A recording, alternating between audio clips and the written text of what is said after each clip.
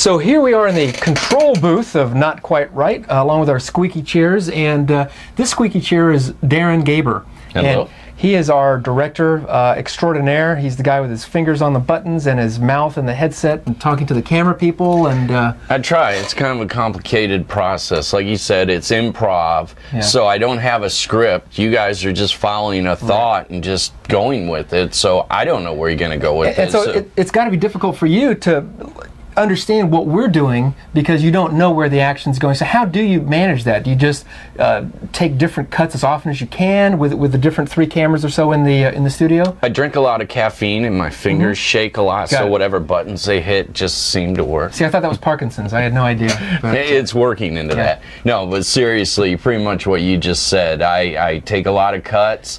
I follow the action as best as I can. My camera people watch the action and try to follow the action. And one thing that's interesting is we can't afford wireless mics yet, and so the actors on camera, you'll notice they are all wired.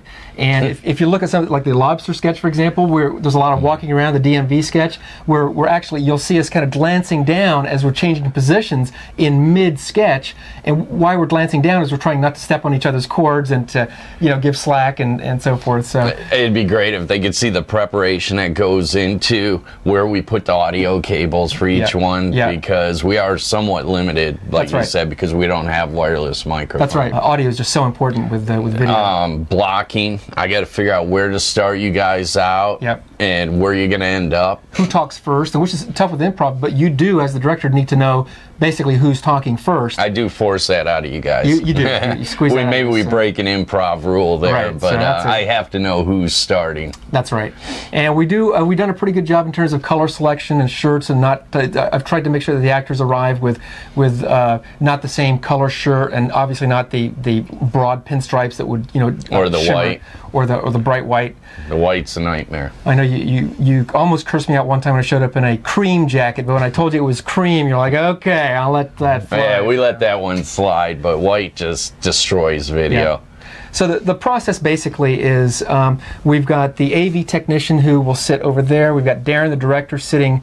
You sit pretty much there. Yeah, you've got your fingers. This is my spot. I have a control board right here. I can switch cameras right here. Right. I can talk into the headsets through that. I make fun of you guys through that.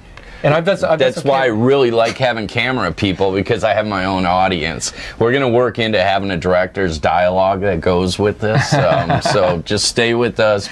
Stay tuned. We have some conversations that we don't get to hear out on when we're actually taping live, which is good because he'd never speak to me again. But I have done some camera work in the past, and I've heard the types of things that Darren says as a director, and it goes something like this. Can you believe that guy's growing out that beard? I mean, he calls that a beard? Oh my God, he should. That is just ridiculous. And so we're out there as camera people trying not to crack up, and we're just inches away from our subject, and we're looking at him, and we're nodding our heads, and we're thinking, that is a pretty thin beard he's got there, and so curses on you for almost making us crack up sometimes. But well, I feel it's part of my job to keep the camera people entertained in case the people in front of the camera aren't entertaining. Yeah. And the not these guys though. Oh no. We're the best. Yeah. The physical process is we'll tape for about an hour. We'll put it on a 3/4 inch master tape, and I will then take that tape, comes out of a unit over there. I'll take it back to my home studio and edit the heck out of it for about 5 days or so, and that's a 3/4 inch tape. Yeah, much larger than a VHS tape. State-of-the-art 80s technology. Oh yeah, you don't get any better than that, folks. Right there. That's one of my old Good Business shows. Also, looks like that's a Good Business number 6. I think we taped over it. You taped over my old shows. And so what I do is I do all digital editing using Sony Vegas 6 software, and I add obviously chirons, I'll add bugs, any kind of graphic text, I'll add PowerPoint graphics, and obviously just a lot of cutting and slicing and dicing with the editing software, and then I'll bring it back here to the studio. And by the way, you've done great with the editing. Oh, thank you. It's a challenge doing what he does, and finding fluid edit cuts is really quite a challenge. And because you actually well with it. Thank you. And because you do take a lot of cuts, that really helps me as an editor actually piece together the the best material. If it was a single shot, for example, of 4 people talking and the camera didn't change, how on earth could you do a clean edit there? I have to wait for the camera to change positions before. And if anybody watches that has a chance to watch from our first episodes, our later episodes, we learned this as we went along, and it just keeps getting more progressive. That's right. Progressive. You'll see many more edit cuts. So you've really improved as a director, and I really appreciate that. And one of these days, I may hire you and actually give you some money. So wouldn't that be amazing? You give me money now. Really? That's fine. Why wait? You know what? I'm only on credit cards today. I'm so sorry about that. I can take care of that. I have an imprinter back here. It's a JCPenney card. If you take that, that's well. Lunch is in 10 minutes. I could get to JCPenney. Let's go. JCPenney cafeteria. Here we come. And that's about it. Thanks for watching.